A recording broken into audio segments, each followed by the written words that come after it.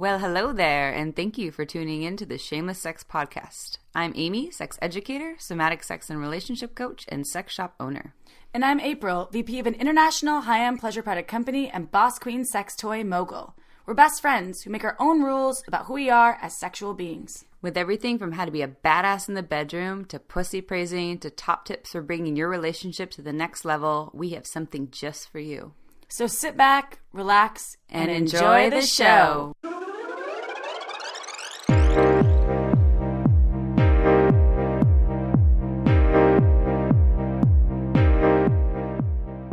Don't forget to head on over to our website at shamelesssex.com for more. Hello, everyone. Hi, friends. This is episode 14? 14. Number 14. Woo! And we are recording from Oregon Eclipse Symbiosis Gathering. We're at a festival, y'alls. We're hiding we're always in a vehicle lately. Yeah. We're in an RV. Yeah, we're in an RV right now. So if you can hear any air conditioning in the background, that's because we don't want to die while we record. Because it's really hot here. It's pretty toasty. It's like the desert. We're getting dirty. It's almost like, I don't know, camping, but it's like camping meets Burning Man. Yes. Yeah, a little bit. And there's people from all over the world here. There's between 40 and 50,000 people. I think so, yes. And today we are recording on Sunday, the day before the eclipse. You won't be hearing this until after the eclipse, so because we won't be driving out of here until Wednesday. Yeah. So hopefully we're all still alive. But so we're out here. We're actually teaching a workshop out here, and what we're going to do for this podcast is teach you the workshop from the podcast, and not the live version of it. We're actually going to give you the workshop via this podcast, and then we're actually going to deliver this live on Tuesday to a big crowd of lots and lots of people.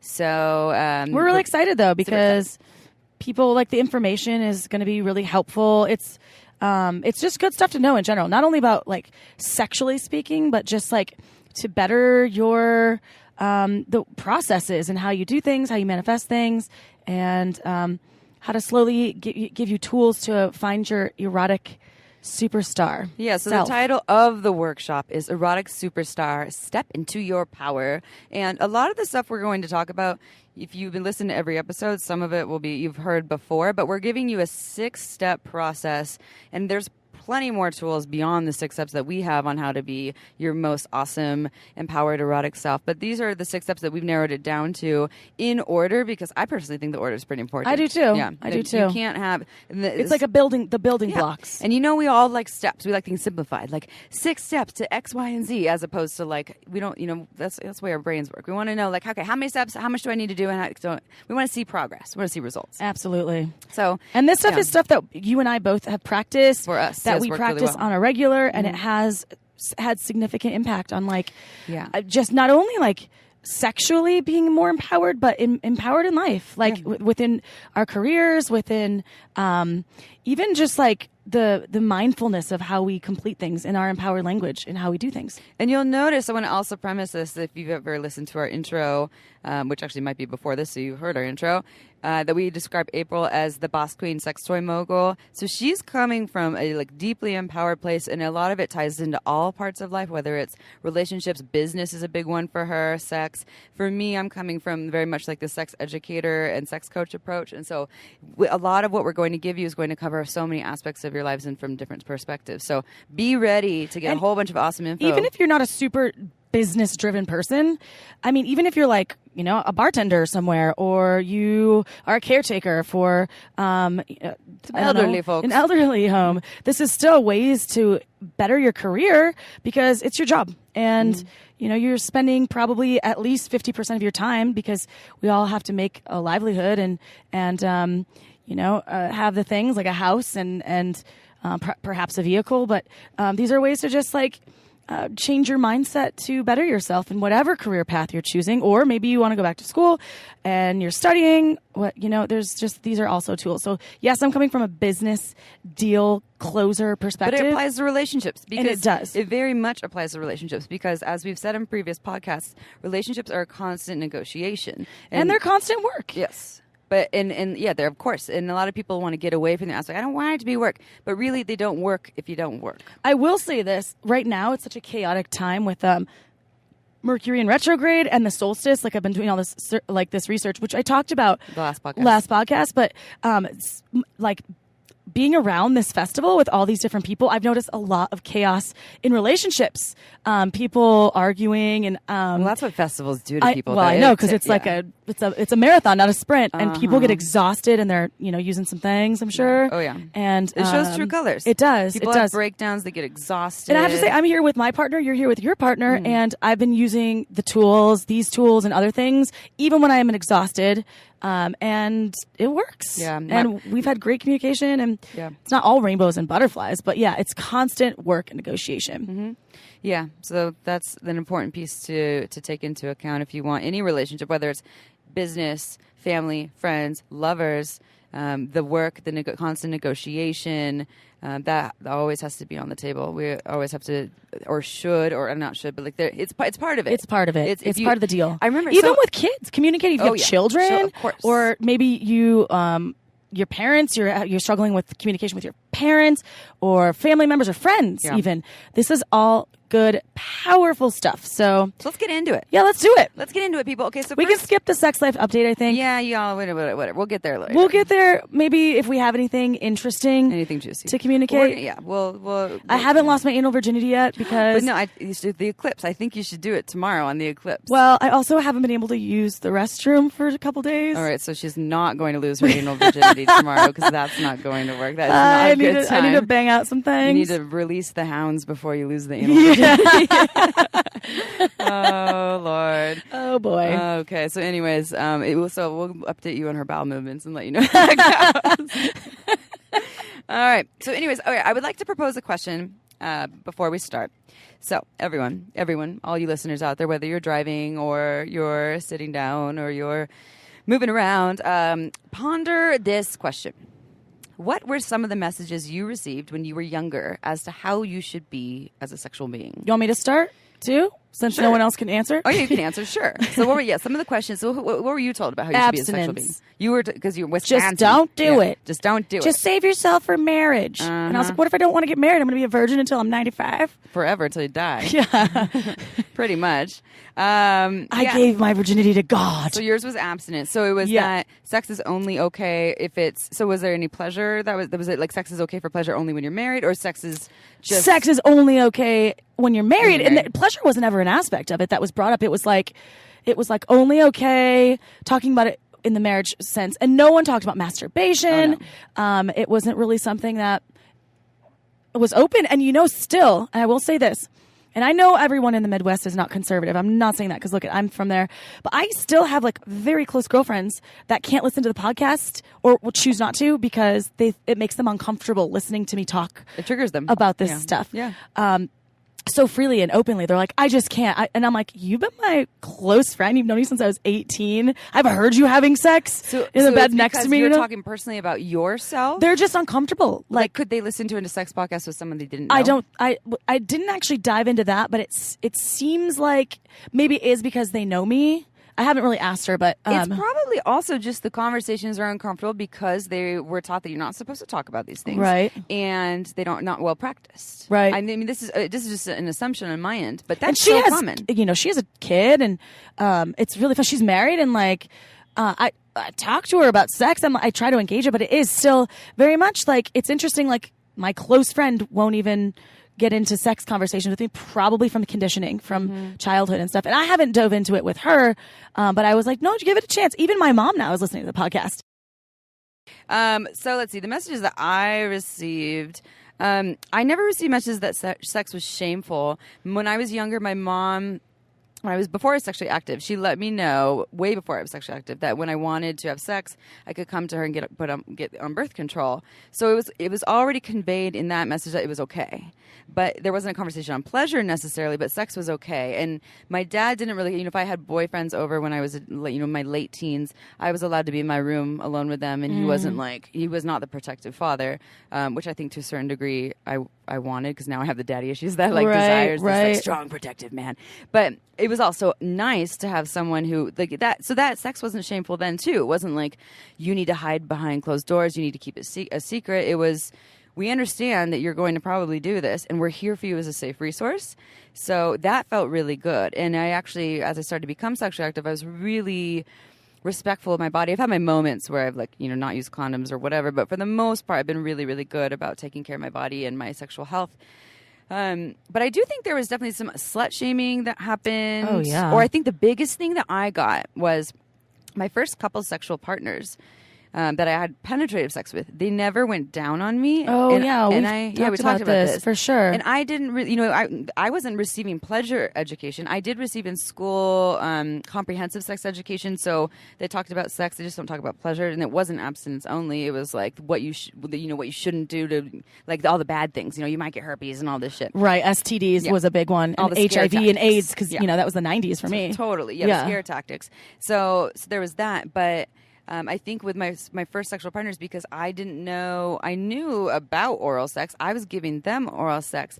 They weren't going down on me, and I wasn't asking for it. And I didn't know that I was really worthy of asking for it. So what it did is it created this, I created this story that I wasn't worthy of this. And so now since then, all the sexual partners I've had to do a lot of work to fully let go and release. And I think it's really common for women, actually for a lot of people, right, to not be able to receive because there's a worthiness issue around it based on some childhood stuff. Well, I got forced to give when I was 15, I was dating he was older. He was like 18, I think. And he kind of forced me head down to give him a blowjob. Me head to give some head. And it was face fucking. Well, he was just like, "Come on!" He like pushed. We were making out. Shoving. Yeah, the head shoving. And then I was like, "I don't want to," and I said it's no. Not consensual. I know. And so finally, I went down and was. I think You gave in. I gave in, but then I stopped after a little while. I was like, I don't want to do this. He's like, come on, and kind of giving me like coercion is hot. Yeah. So hot. And I was 15 years old. So, and for me, I was a virgin until I was 17. Virgin within like PI, penis and vagina sex. Yeah. But I did a lot of oral stuff. But then after that, I wouldn't give blowjobs. Because you're traumatized. I was traumatized. Yeah. But I had like a bunch of dudes go down on me. Oh, nice. Sure. So you got the pussy. Yeah, you're the opposite of me. You're like, give me my pussy. And I'm like, I don't know how to receive. I'll go down on you instead. Right. So, I mean, those are two very interesting perspectives, though. I had one circumstance in high school, actually, where, a number of circumstances where guys that I was interested in, they were, expecting blowjobs. And this still happens. There's a really great book called Girls and Sex. And it's about, modern day young girls, ages, 12 to 17 or 18, and what they're dealing with in that world, and with still living this very penis-centric world, where blowjobs are happening at a young age, and even vaginal and anal play and things like exploration. I think even younger and younger now. It gets younger right. and younger, yeah. And of course, if you look at history, people were getting married at younger ages. Oh yeah, right, I mean in India still totally. As soon as women get their periods, they maybe can in get Western married. culture it right. seems like we've done this kind of thing where it was younger and then it was older and then it was younger again, and there's this kind of disconnect, I think, with women and sexual pleasure versus what men are entitled to receiving, that even the media and pornography, this is affecting 12 and 13 and 14-year-olds in their first sexual experiences, where women aren't always like, oh yeah, I deserve fucking orgasms and people to go down on me and pleasure me, and it's much more penis oriented, and there's also a thing of there's a lot of young girls that are doing it to get attention. If I don't, and I actually had that happen to me too. Not happen to me, I participated in that, where I had men that were essentially we were making out, and they would only want to continue spending time with me in the evening. They didn't want to just make out with me. It was if you don't, essentially, they didn't say it in these words, but if you give me head, I'll stick around. I had at least two different men do that. I had a couple of men that I had been dating prior to my very first long-term boyfriend. So I was in my teens still, I was 18, 19 maybe. And they would break up with me after I was like, I'm not going to sleep with you. Because we weren't dating exclusively. And so I had this thing of if you're not my boyfriend, I'm not going to fuck you. Yeah. And so they would hang out with me a couple times. And then when they realized that I was really nope, not going to happen. Maybe you 3, set your 4, boundaries, 5. and they were like, I'm out. Yeah. They were like, oh. Which to a certain degree, so if we look at in the adult world now, right. if we look at it now, and you're dating someone as, your 34-year-old self, 45 now? How old are 35. you? Yeah, 35. 35. And you're dating, it's the initial phase of dating. You're just dating, and it's Right. the beginning phase, and you're essentially like, hey, I only have sex with people that are my partner, and I only do monogamy with those people. And they're like, okay, that's not what I do. It would be okay now. It would be the kind of more normalized for them to set that boundary and you to set that boundary if it was done lovingly. Well, if it was communication Yes. involved, But when I we were set younger, my it was- boundaries, yeah, and not I so was like, much. no, it's not going to happen because of slut shaming. Well, I was and always they were like, doing it as an ultimatum in the past too. well, yeah, and I was like, I was always thinking, you have to earn this. Like, you have to. For some reason, for me, it was a big deal. Trust and safety, which is very important. And that we're building that in now. Right. But then we didn't understand it. We would say things like, "You need to be my boyfriend to do this," because there was this idea that there was trust and safety in the title, and Right. all of a sudden, just people are doing that with marriage now, though. Right. Same thing as as adults. It's like, oh, if we're married now, we're safe, but really. It's just No, a title. it's just a and title and a piece of paper, right? Yeah. So we're never. And there was safety for me in that, having a boyfriend and being like, okay, now, like. Yeah. Okay, fun fact about me. I had a boyfriend. We were both virgins. He was my childhood best friend. And then we didn't talk from age 6, because then he thought girls had cooties, from age 6 until 15. And then we started dating at 15 or 16. And we lost our virginity to each other. And he broke up with me a week later. And didn't even think about it. He didn't even think about it of that this might be pretty traumatic. Wow. And he was just kind of emotionally detached and done. And I was like, holy fuck, super traumatizing. To just be, How was your first time you ever had sex? Like, your first experience? It was quick and painful. Mine was really not good either. I think we're dealing with hymen and this And the is, first guy that I was ever who took my V card, gave it to him, whatever. He stole it. He was such a self-indulgent. It was all about him. Lover. Yeah. Oh my God. And it would be Pleasure sometimes, hoarder. yeah. And it was taker. yes. And I wouldn't see him because we went to different unis, and so every time I come, it would just be he'd basically just fuck me for the first 10 minutes maybe if it lasted, and then wouldn't even really talk to me. I was like, oh, I want to love and connect, and Yeah. and it was really hard for me. I was like, are you just using me for this? What's going on? Yeah, that It felt doesn't feel really good. weird, but And that's again, so there's a couple of things there. Of course, there's some people that are they haven't embraced their vulnerability and their emotional side, and that eventually at some point is going to either catch up with them, where they'll want to do the work, or they'll just stay super disconnected for the rest of their Right. lives. And they're living in that penis-centric culture that is all about the cock, pleasuring the cock. I watch porn, and this is what happens, that we just fuck it out, and then we're done, and then they ejaculate, and they get tired, and there's so many factors there that are so unfair to heterosexual relationships. Okay, but what about when you were when you actually had the relationship with that woman? Was there a lot of mutual connection there and understanding? well, actually, it was very closeted because she came from an extremely wealthy conservative so family. there's her shame. There's the yeah, message so she it would got. always be Yeah. it was a very interesting dynamic. We were together, and most people knew we were kind of a couple, but we never came out like that. And we were always together because of what she didn't. Yeah, I used to want, stay at her parents' house. I lived at her parents' house with her during the summers. They thought you were her friend. Yeah, and we slept in the My same friend. bed, and they never said anything, but we'd always be like, no, we're just friends. We're just best friends. But so there was shame Yeah. in that. And then I can't remember. I think one of my girlfriends in college was like, are you and Annie together? Oh, username. Shit. We did it again. We edit gotta edit that. Okay. Okay, that's got to come out. So one and of your girlfriends. One of my girlfriends said, "Are you and her together?" And I was like, "No, I like men," because I wasn't sure. It was a label thing. I was like, "I'm not a lesbian."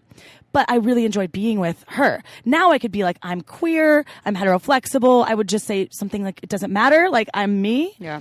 Back then it was all about labeling. I was like, I'm not a lesbian. Yeah. Even though there's still shame around it. There was right, still this. and there's no shame around it now. I was very just insecure about my sexuality. Mm-hmm. Yeah. So that being said, it was a closeted situation with a lot of jealousy. Because we never defined our terms. So sometimes I had a relationship with a guy on the side where I'd hook up or, and she would get angry with me because we went to different schools. So it was very intensive.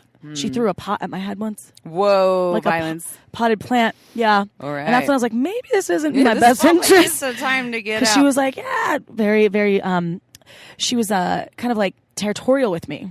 Possessive. Possessive. Yeah. Well, that's some work for her to do, I hope. That was a long time ago. We were young. Yeah. And I think she just had some things to work out. Yeah. Well, imagine living a life feeling like you can't be who you are. She's totally Well, closeted. exactly. There's shame about who she is as a And now sexual she's being. out and she's Awesome. She's right, way more fully free and liberated. Right. Yeah. And so I think that in general, like Props it was and that thing. shout out to everyone who's felt like they had to live in the closet and couldn't be who they are as sexual beings, which is most people. Hi. Oh, so we're in the RV. We have some guests that are waving at us. Hey, friends. Hi, Hey, friends. come here. Let me ask you a question. Questions. You can be anonymous. So we have a question.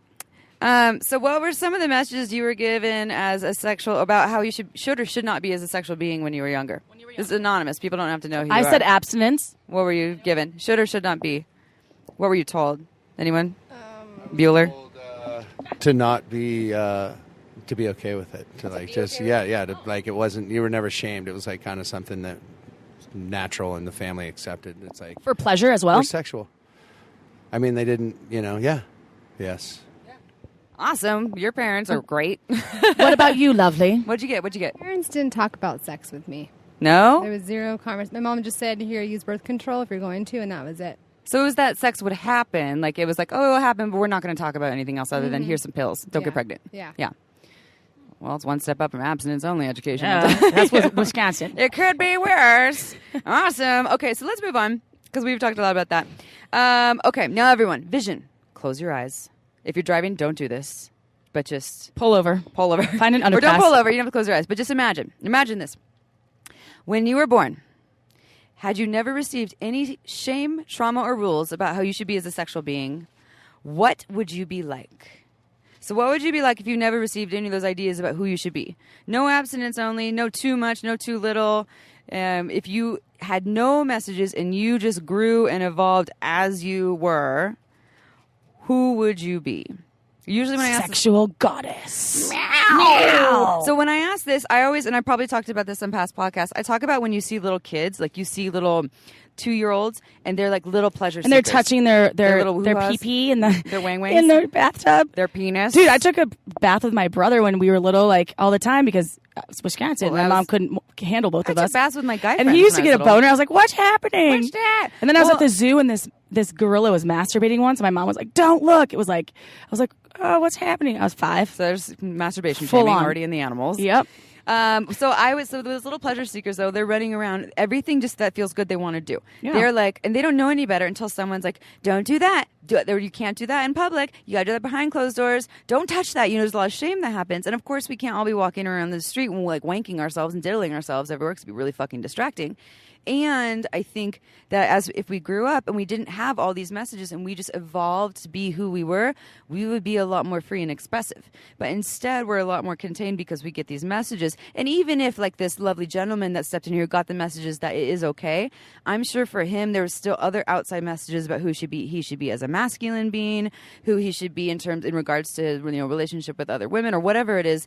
There's these ideas of who should and should not be, and some of them are really important. Based on consent. And I think it's important if you have children, especially young children. It's important not to shame them if they're asking about their genitalia or touching themselves. Yeah. It's like, okay, that's normalize those are your it. feel good bits. Yeah, and be like, this is a part of you, and yes, maybe not doing it out in the middle of the playground Right. around all the other kids You can because do it in privacy of your own home. but it's okay for you to do. Like this is a part of your expression.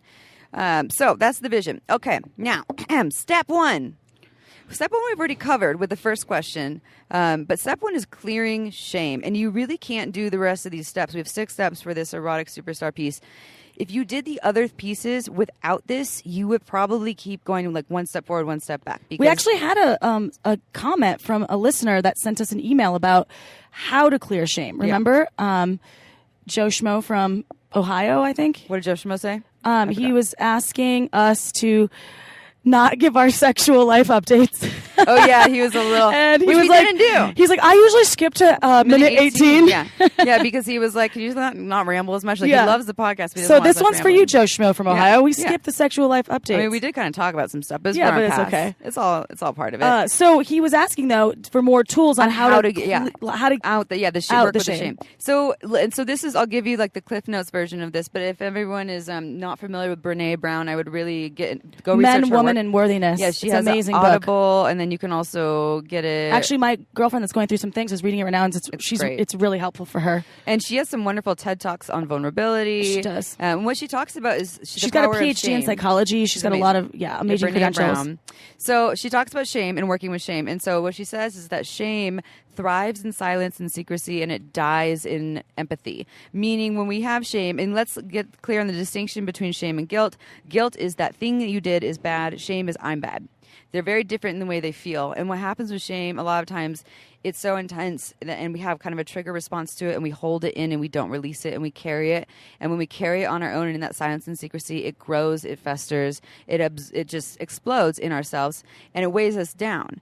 And so what she says is it's important to out that shame either right when it happens or even later. You can have shame from 10 years ago and out it. It can have less hold over you. But it's important to address it, yes. The shame. And if you're not exactly certain on what the shame is, it's important to get clear about the traumatic instances. The guy that forced me to give him a BJ when I was 15. Yeah. Traumatic. Or, like we've done some shame outing, like I've, talked about the abortion, and you talked about the affair. I've cheated on partners. I've had my partner that was going to leave me for another woman, things like that you normally hold because your fear is I might be perceived as weak or not lovable, and then I lose the love. So be vulnerable. You have to get vulnerable. But not with just anyone. No. So because there's some people, like I know a number of people in my life that I were to be like, hey, and this is what you can do to someone that will love you in all your vulnerability. Someone that is like, can see your tears and your like anger and be like, hey, I got this. I'm going to be here for you.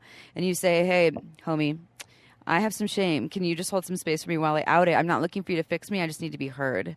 And they say, yeah, I'm here with you. And then you out it like, hey, yeah, so last December I had an abortion. And it actually wasn't really shameful for me, but I'm going to use that.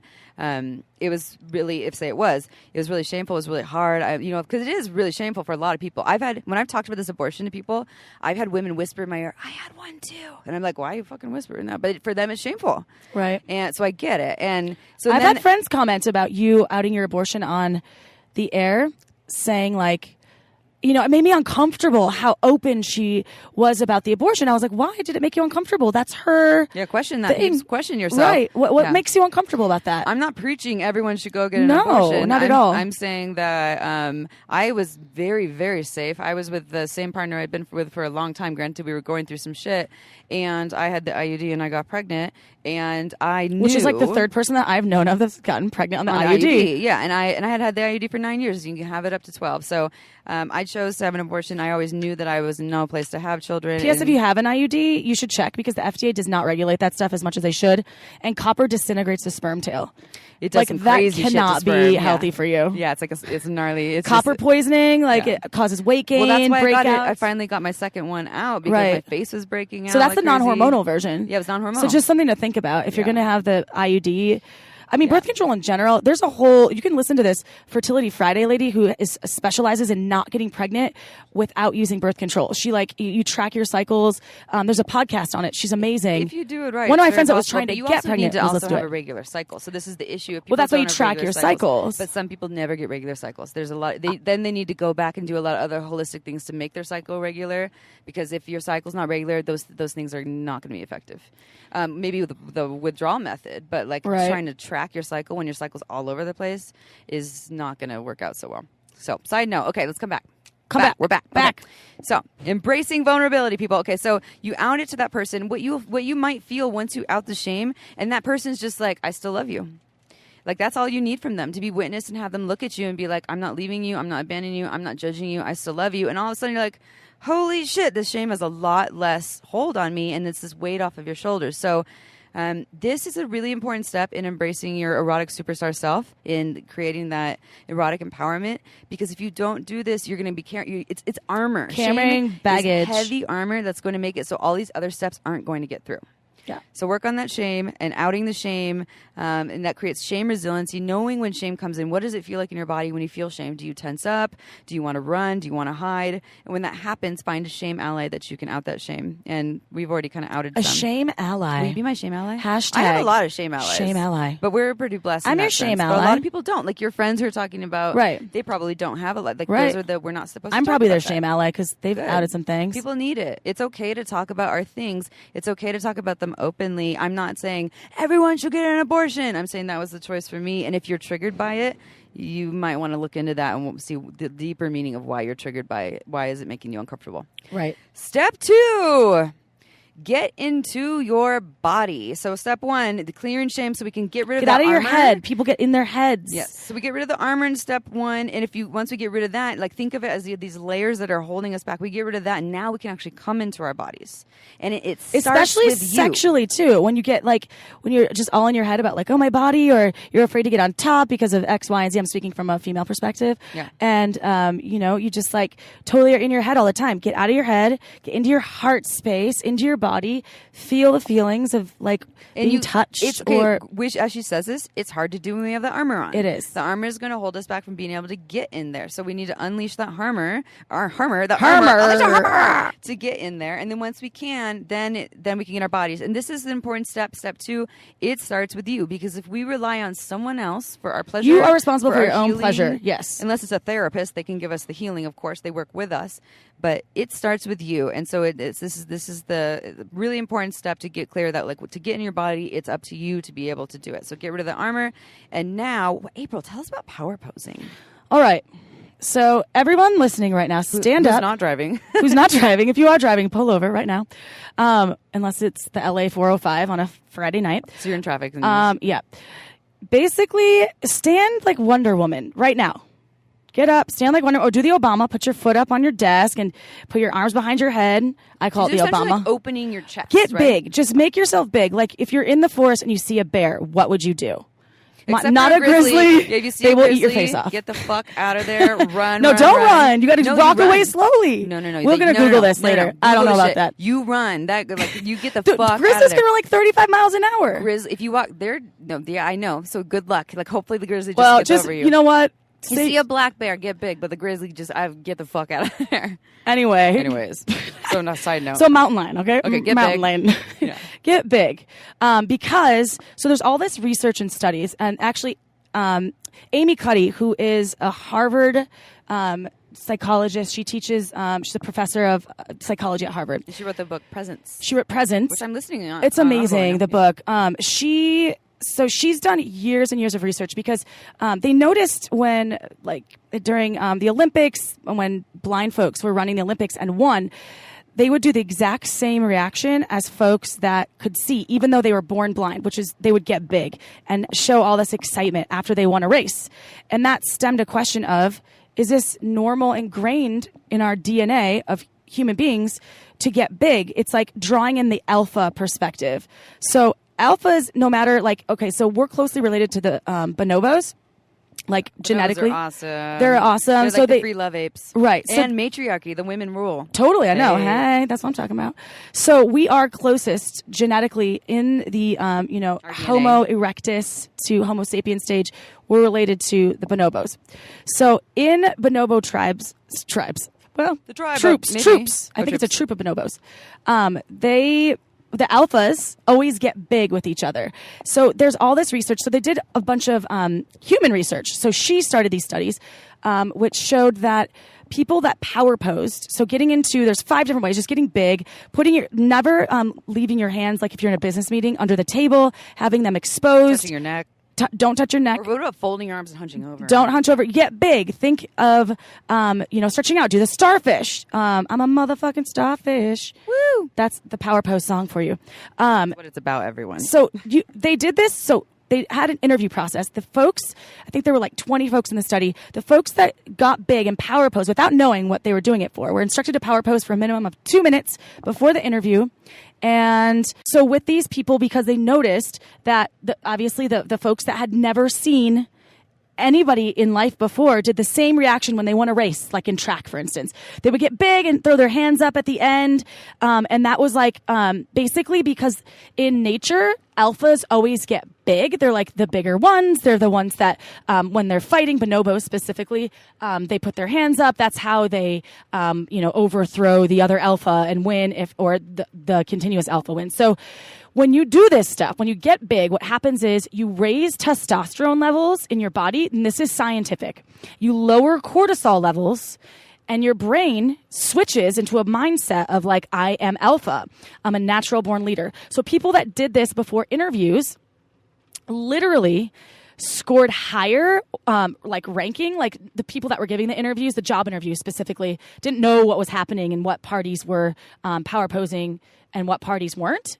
So of those tested, I think they're 20 to 50, I can't remember the actual number in the study, like scored higher points. The feedback from the interviewers were much better. The interviewees felt like more confident, more secure. And then they've done these studies with children that have anxiety. When they power pose before going into school, they are more social. Even kids with mutism, when they power pose for just a minimum of 2 minutes a day in anything, you can do your Wonder Woman pose or Wonder Person pose. You can do your Obama. You can do just get your hands on the table. You can cross your legs, just get big. And there's examples of these. That we can put up and show you. Also, you can look at Amy Cuddy does a TED Talk about this as well. It's 20 minutes. That's really, really intriguing. And power posing. So 2 minutes a day before anything. Let's say you're going on a date. And with a blind date or with somebody that you've dated a few times. Or maybe not even just going on a date. Maybe this is someone that you've been intimate with and you're still a little nervous. Right. So go in the bathroom and power pose. You can close your eyes. You can leave them open and breathe. And you don't really need to say anything to yourself, but just power pose. And it's this whole fake it till you make it thing. You actually literally change the chemistry and the chemical triggers that are happening in your brain to lower that cortisol, increase your testosterone, and you can kill it with anything that you put forth by power posing prior to the event. So I do this before I go in to close big deals, like with, multi-million-dollar companies that I'm trying to, have them pick up my products. I'll literally power pose. And there's, I'm in an industry, and you are as well, but me specifically in business, where there's a lot of men running things. And I'm not going to say that, I feel like I'm an equal, but I don't know in this world if that is actually completely the truth all the time. People look at me like, oh, you're, pretty little girl, basically. Cute little skirt. Nice, yeah, all you are is tits and ass. Sometimes I've heard even someone say that. You're just tits and ass. There's not much brain there. Wonderful. Yeah. So that's great. Right? And you should listen to our podcast. Lots of brain. I know. So before going into meetings, I leave that stuff on the table. I leave it out of my head. I power pose, and then when I'm in the meeting, I never touch my neck. I never get small. I always have my hands on the table. I close them like a boss. And I always say that, like I'm like a boss. And people say, wow, your confidence is incredible. I'm like, it's not fake confidence. Maybe initially I was faking it, but with the power posing practice, I really have found my inner confidence. And I do that before, with when I was kind of nervous around dating. I would do it before going out to dinner or before I was like, oh, like sexy time. I'm like, okay, I got this. I got this. Hands on the hips. Hand on the hips. 2 minutes. You can look in the mirror. You can also close your eyes, whatever you're comfortable with. But do it for 2 minutes a day minimum. Seriously. And you will notice the subtle changes. It's not medically proven. I'm sorry. It's psychologically proven. And this is a great example of the power of the body. So this is just a tool that you can use to get in your body. And I know that confidence is a big thing out there in the business world, but especially when it comes to relationships and sex, people are attracted to confidence. Absolutely. And confidence helps us to move forward and speak our minds and communicate more clearly. If we don't have that, we shut down, we're quiet, we kind of get small. And so in confidence, we can't really fake. And that's something when we ask folks, a lot of times, in the world of what is attractive about their partner. I've heard so many people say that confidence is huge. For all genders. It's attractive to everyone and for all genders. And because it just shows they got this. So this is a way to increase your confidence. Mm-hmm. If you're feeling in an authentic way. Because I know you're saying fake it till you make it, but you're actually not. You're holding a pose and you're not creating a whole lie. The pose itself, the body is brilliant. The body is a great tool for healing and learning. It retains knowledge. It's absolutely brilliant. And we hold this pose and it literally tricks our bodies and creates these new neural pathways to teach us that we're confident. Well, I also say fake it till you make it initially because you feel ridiculous. You're kind of looking at yourself like, oh my God, am I really doing this right now? Mm-hmm. And in this workshop, we typically have people stand up and power pose and why am I doing this? They hold it while she talks. And they hold it while I talk. And this is the reason. So check that out. Power posing. That's another awesome tool to find your erotic superstar self. Woo! All right. So, as those two more things on the note of getting in your body. You've heard us say this before if you've listened to our podcast. When I work with people in my sex and relationship coaching practice, one of the first questions I'm usually asking people is, are you in your bodies when you're touching or being touched? And most people are not. And maybe they have moments of it, but most people are spending a lot of time in their heads, in their insecurities. What do I look like? What do I smell like? Am I taking too long? Am I going to come? What am I going to have for breakfast? Et cetera, et cetera. Right. Did I do the laundry? While they're being touched or touching someone.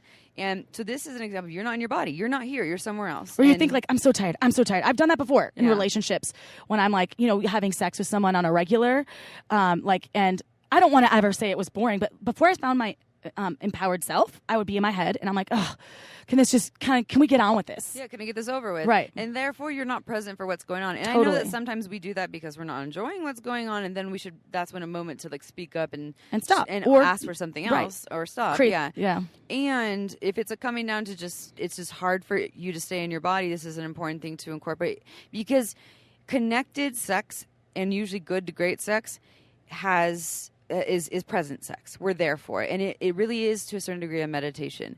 We can have sex and it's not a meditation, and it's usually disconnected. It's just my body receiving whatever the fuck it wants without really connecting with another body or other bodies. So, and this applies to masturbation practices too. A lot of times people are like just wanking themselves with their vibrator, but they're not here. They're like, and you can be here by fantasizing in your brain, and that can like keep you here, or you can just be here by focusing on the touch and sensations. And so these are the tools. To be in your body when you're touching or being touched, you have two options to focus. You focus on the touch. So either you're being touched or touching yourself, focus on that touch. Or you're touching someone else, focus on what it feels like to touch them. Or you can focus on their responses, their breathing. It's the sensations, it's the body senses. Or feeling their body parts that you love to touch. Exactly. Just staying present with the touch or the breath. These both will keep you in your body. Anything else, for the most part, takes you somewhere else. All the stuff in your head will take you somewhere else. And, fantasy is a wonderful thing to use, too, but it isn't present. I also like trying to breathe with my partner, like, deeply. Yeah. That's really helpful. That's it's very sexy, present and it's connected. super. And sometimes I don't even tell them I'm doing it. I just do it, and it's really hot, and it, like, turns me on. Yeah, so these are great tools to use with a partner, but, like, even this is we're saying that this step 2, getting in your body, it starts with you. If you're feeling like this is hard for you to do, this might be something you want to start practicing on your own, is practicing either some erotic meditation. I'll give you two options here. One is erotic meditation, and when I say meditation, sometimes it triggers people because they're like, I hate meditation, it's so hard. Right. And, it's because we set high standards of like, oh, I'm not really meditating if I'm not fully present the whole time in single-minded focus. Most meditators are drifting here and there often. So sit down. Even the most experienced ones, right. yeah. So this practice, you can do maybe 2 to 3 days a week. You do 5 to 10 minutes a day. Usually it's easier to meditate in the morning because we have less stuff coming in, but sometimes it's easier for people at night or middle of the day. You sit down. On airplanes, I do it. Yeah, you can do it on airplanes. And this erotic meditation doesn't involve touch. I'll give you one option that's without touch and one option that's with touch. So you sit down, you close your eyes, you begin to breathe naturally. And we'll do another podcast where I'll guide you actually in these breaths, but this is the Cliff Notes version. Then you do maybe 5 breaths into your chest and just focus on filling the chest with that breath. Then you lower it, 5 breaths into the diaphragm, and just focus on the breath as it fills the diaphragm. And then you take deeper breaths and you fill the lower belly. So 5 breaths, feel the lower belly expanding out as you inhale and relaxing as you exhale. Then you bring it even deeper. Imagine that breath travels down through your lower belly into your pelvic floor. So if you have a pussy, it fills up your whole pussy, your whole pelvic floor.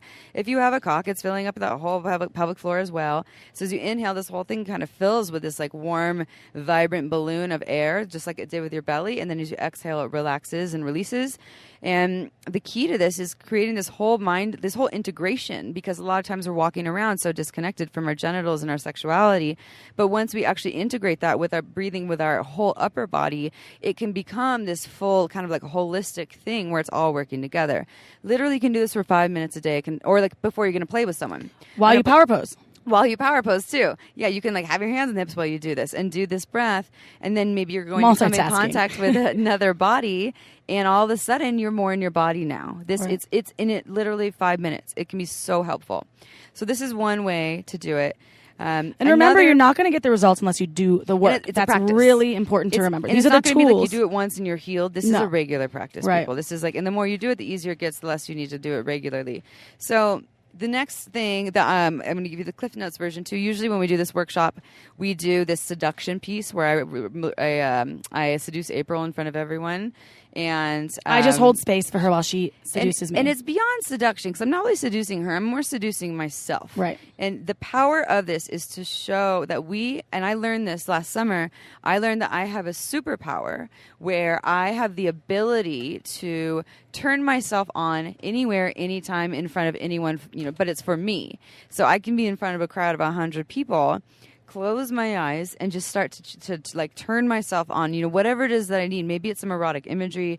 Maybe what I usually do is I start imagining like this coiling energy kind of moving from my pussy up and through my entire body, like it's spiraling up.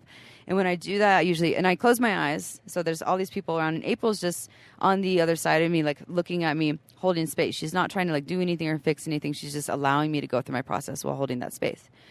And I do whatever I need to do, whatever feels good to me. It's this free expression of whatever wants to flow through me that feels erotic. So usually I'll imagine that coiling energy. I'll start to move my hips around. My eyes are closed. And all of a sudden, within like 2 seconds, I've already forgot there's all these people watching me, including April.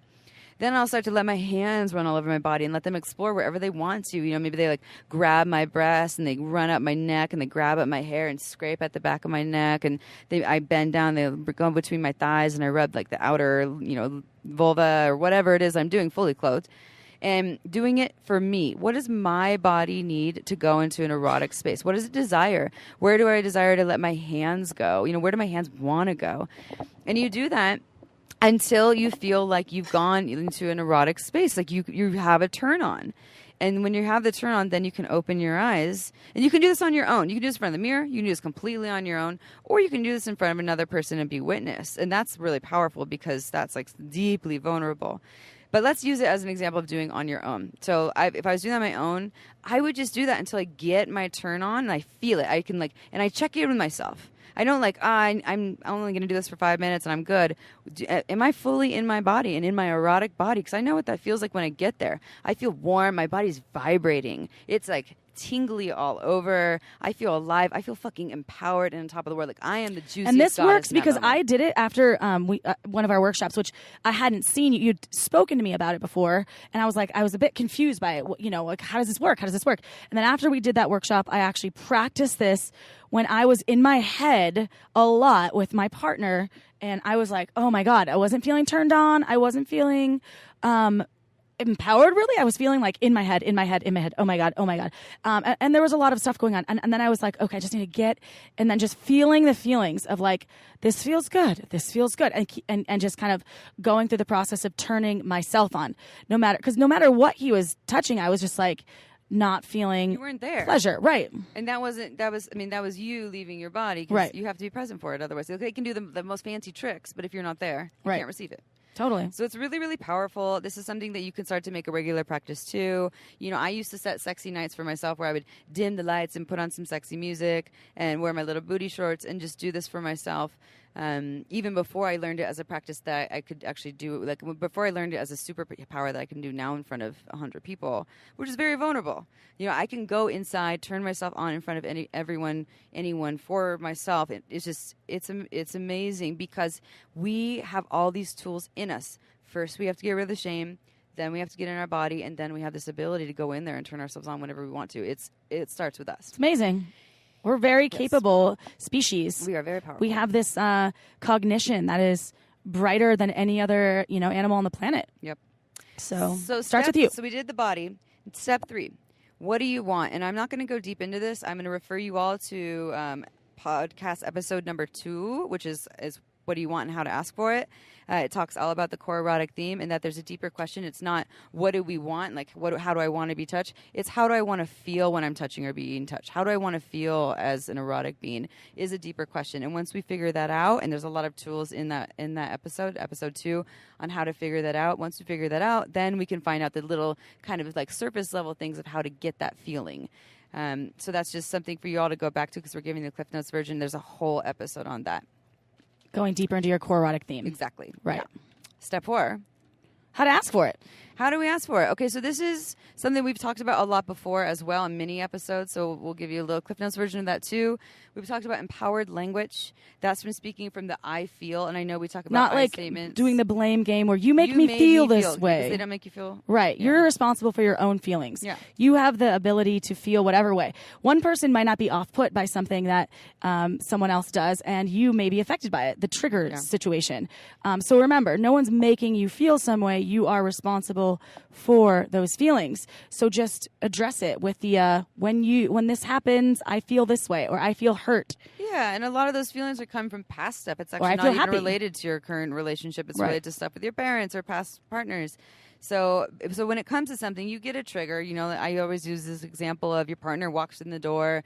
They don't give you a hug right away, and you feel kind of sad about that. Instead of being like, you always, every time you come in, you never give me a hug, and you're a fucking asshole. You know, instead of going into that blame space and the always or never statements, go into the vulnerability of how you feel.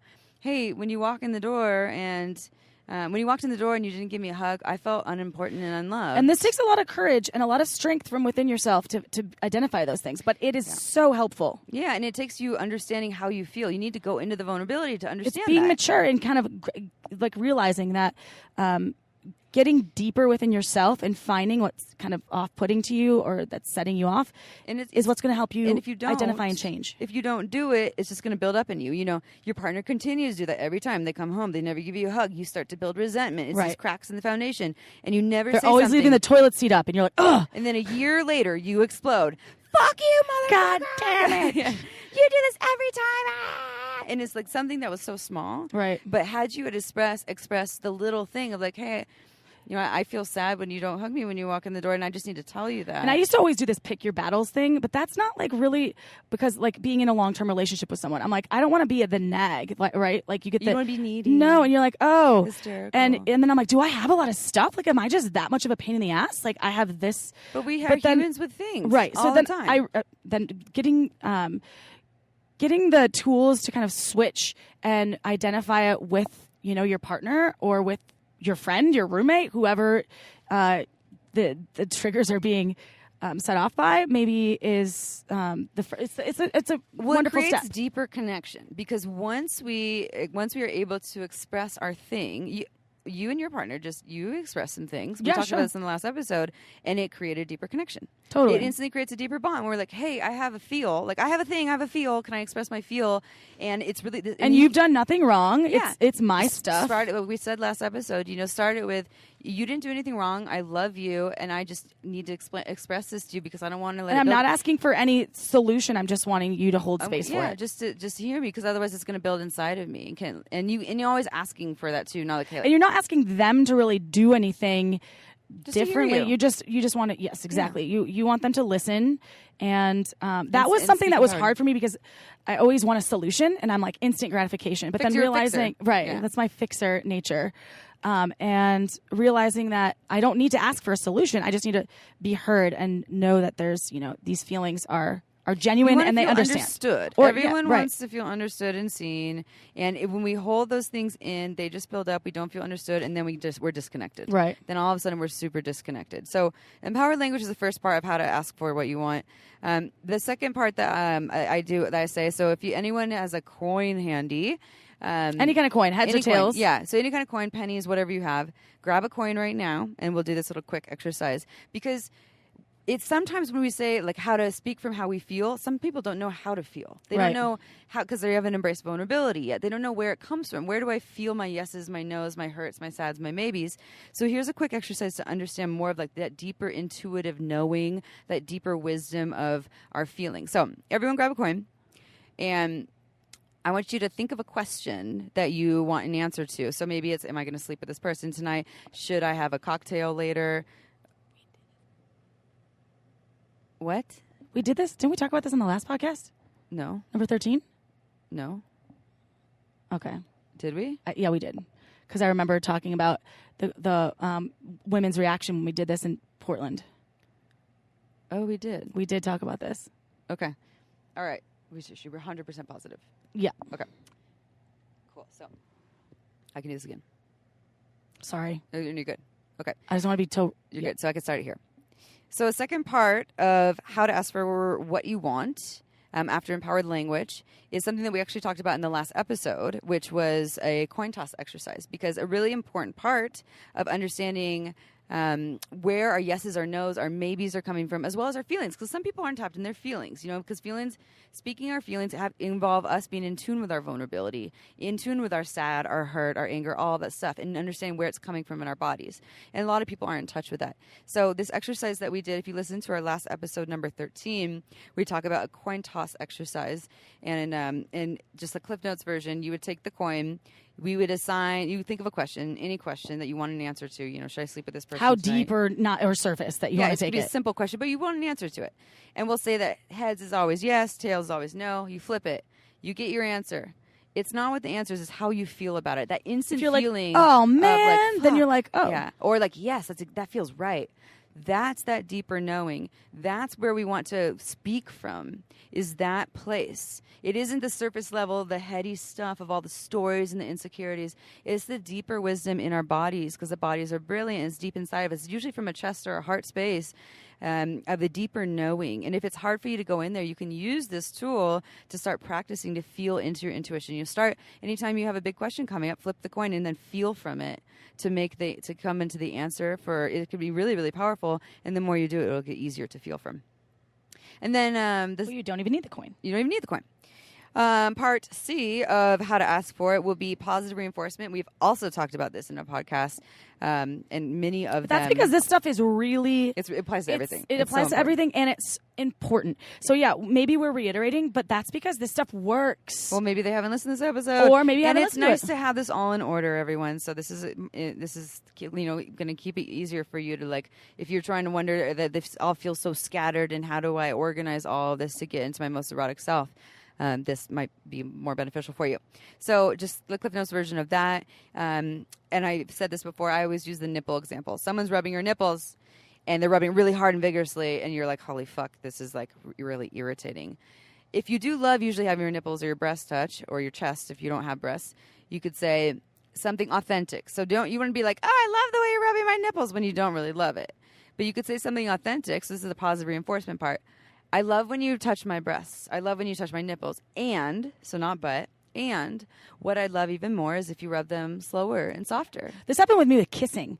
Some people, when they kiss you, hard and they like darty tongue. Yeah, the darty tongue. So I've used that practice before when it's like, hey, I love making out with you, but like I love kissing you, but or no, and no but practice and I love soft tongue. Yeah, I would love. What I'd love even more is like some soft tongue, or maybe no tongue for a little while, or open mouth kissing. And it's the positive reinforcement piece of something authentic that they hear. They're like, "Oh, I'm doing something right." Right.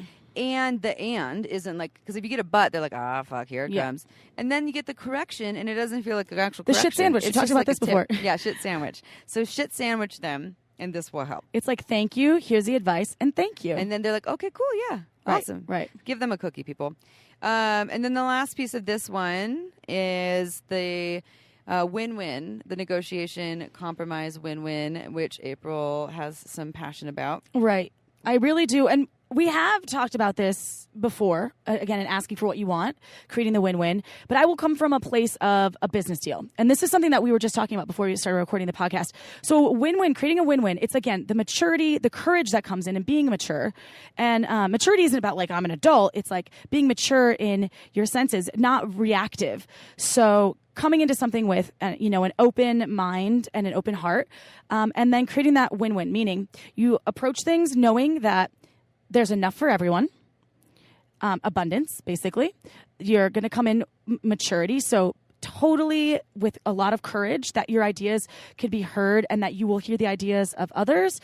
And the other one is doing it with integrity, knowing that, like, in the long term, like, you're doing things with, like, based on your value system, and also knowing that other people hopefully are living in integrity and doing things without a shroud of, any shroud of veil of weirdness or lies or incapabilities, where you're feeling, I don't know, like, living life with integrity is doing things with honor. Well, and I like what you always say about when it isn't feeling like a win-win to walk away until it is. Right. So that being said, like, and this is something that I do in business. I was kind of getting into that. So I approach things with those 3 tactics in mind all the time: maturity, abundance, integrity. I live my life that way. And basically, when I close a deal, I will ask people, I'm like, so are you going to pick up the products?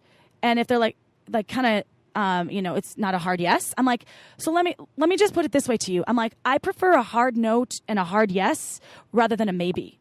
Because if you don't feel like it's a win-win, let's walk away and let's renegotiate later. Maybe the pricing isn't right for you, or maybe you don't like the terms or how we ship or whatever, and let's get back to it. Let's both contemplate this. Maybe let's it's going to bullshitting. Let's not bullshit. Yeah. And when I say that to people, and you've witnessed it at trade shows, it blows my mind. I'm like, damn, yeah. she's powerful. And I say that on the phone. I'm like, I want to be a win-win. If you feel like it's a win-lose and I'm winning something and you're losing, let's walk away from this deal.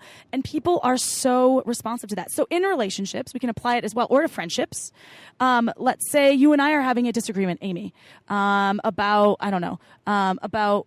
what podcast to record next. And you want to do something on, I don't know. Anal. Let's come back to anal. She wants to. And I want to do tantric breathing or tantric sex. Uh-huh. I think that telling you, well, hey, look, you feel this way on anal. I feel this way on tantric sex.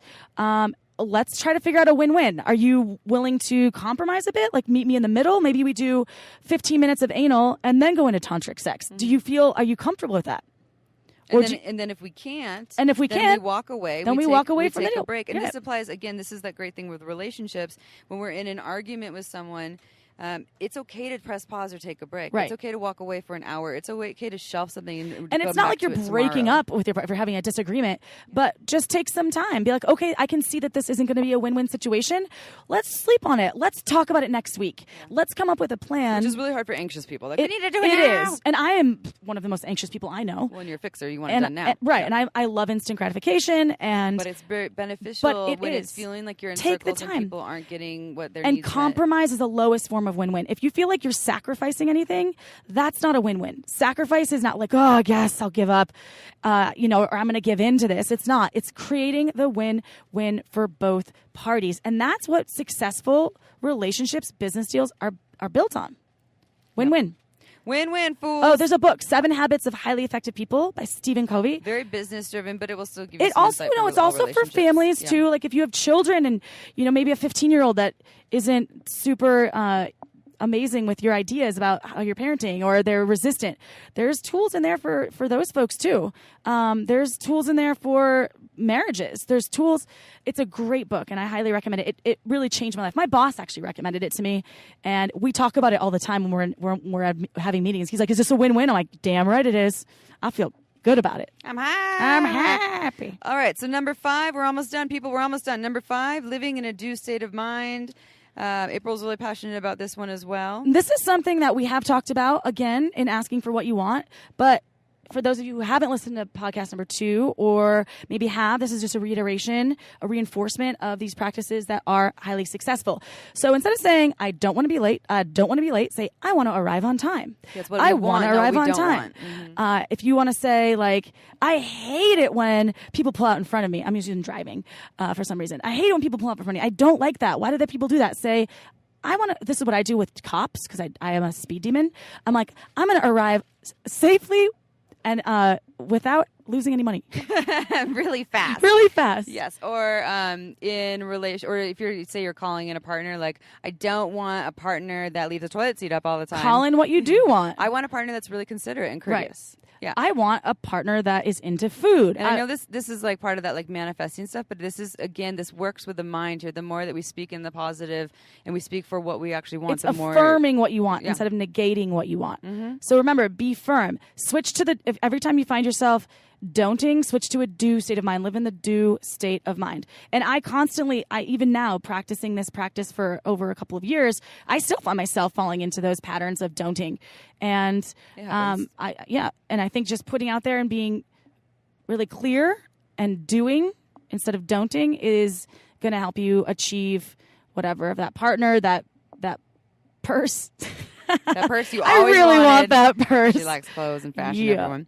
All right, last point, number 6, and is also a very, very important one, is practice. Create regular practices that create new neural pathways. The more we do something, the more normalized it comes. It literally creates new neural pathways in our brain that makes it a standard. Like, it will become the default. So the more you practice all of these things, whether it's speaking from a due state of mind, using empowered language, this stuff power is posing, this erotic is, meditation. Yes, and this is old stuff. Like Napoleon Hill wrote a book called Think and Grow Rich in like the 30s. Yeah.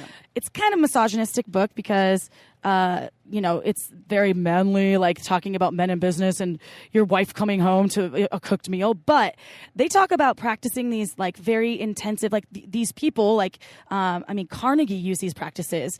Really, really wealthy Vanderbilts use these practices of the Think and Grow Rich, which is writing down, getting clear about what you want, and living in that do state, creating the win-wins. Those are all things that are highly successful and highly effective people do those things. And I personally think the practice, more we can do the somatic, the physical practice of something, so we can practice things with our minds, but the body, again, retains knowledge and is a really powerful vehicle for learning. So the more we can physically practice things, the more normalized it will become. Right? It becomes habit. Yeah. You create healthy habits, like whether it's eating, exercise, sex, relationships, mind, communication, training, boning, wanking, bang it out. Yeah. All right. So in summary, let's do the takeaways. Okay. So takeaways. Takeaways. So key takeaways. The 6 steps. Step 1, clearing shame and embracing vulnerability. Step 2, get into your body. It starts with you. Step 3, what do you want? Ask the deeper question. It's not what we want. It's how do we want to feel? Look at episode 2. Listen to episode 2 to learn more about that. Step 3, how do we ask for it? Using empowered language, feeling from our deeper intuition, positive reinforcement, and win-win. Step 5, living in a do state of mind, speaking what we do want as opposed to what we don't want. And step 6, practice. Practico. You will never, ever stop practicing. Keep practicing. Every day is a journey. Every day is a new day to start these things. And remember, do feel good about yourself. There's no need to beat yourself up if you're, not practicing for a couple of days. Yeah, we have our moments. Be compassionate. This is another part empathy. of it. Live in empathy. There's no for shame. yourself. Release that shame, and be good to yourself. Love yourself. It starts with you. It starts with you, peeps. So we need to go because we're going to go back to the festival. We need to go to the festival and go do some festival things. And so thank you for joining us. Thank you. We love our listeners. We say this all the time, but if you haven't reviewed us, please review us on iTunes. We love you. We have 5 stars so far. People seem, and they're real reviews because I was checking them out. So thank you. I know because some people are like, wow, those are really good reviews. Are those real? I'm like, no, 100%. As far as I know, they'd be real. As far as I know. So thank you for listening. We value, love, and honor our listeners as we will. Tell your friends about us. Tell your mom. Tell your grandma. Tell your grandpops. And have them listen to Shameless Sex because we love this and we love you. So thank you so much, everyone, and ciao for now. Like what you hear?